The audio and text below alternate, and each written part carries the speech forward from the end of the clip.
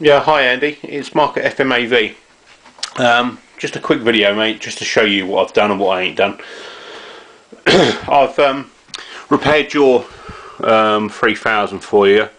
So basically that's all working. Oh right, hang on, I'll do it with that remote. I repaired one of your remotes for you, okay, this red one. I've put a board in there. It's not a new board because you can't buy them. But what I've done is I've got an old one of mine that I use for testing purposes. I've put it in there for you. So that's all working. So I'm going to use this now to turn your machine on. So you can see it's spinning up now. I'll turn it up. Well, I used the volume from your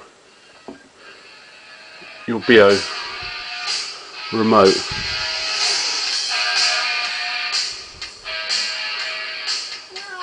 So it's all working as it should be, mate. Put a new laser in there for you. You got a 6-month warranty on that. Parts and labour.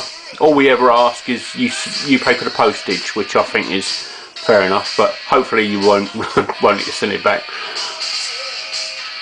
But yeah, so that's basically done, mate. All for you there.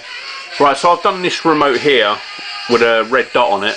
Okay, but the other one, you know, I have taken it apart. Hang on, let me just turn this down. Just turn it down a bit because it's too loud.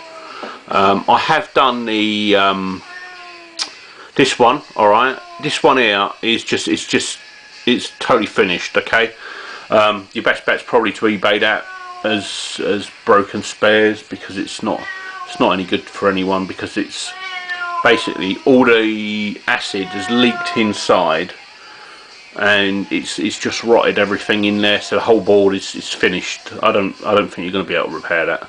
Well, I wouldn't repair it anyway. It's just too far gone for me. But there you go, Andy. It's not skipping or anything. I did try it and I did see it skip and everything. Sometimes it'll work, sometimes it won't. But yeah, I'll just put another CD in there for you. So I'll put a CD here.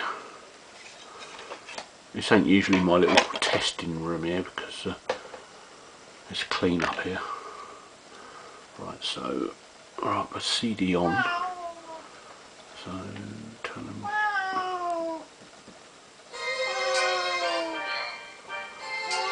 So that's all working there, as you can see. Perfect, no problems at all. When I've done this, I wear gloves, okay, because you don't get thumbprints on these. Once you've got thumbprints on them, that's it, they stay there, and when you try and get rid of them, you scratch them. So when you get it back, make sure you wear a pair of gloves, because I did notice a lot of fingerprints on there. I've gently wiped them off with a very soft cloth, so they're all clean, them side panels. Alright, Andy, well, thank you very much, and I'll drop you an email on the cost and everything. Thanks very much again. Cheers, mate.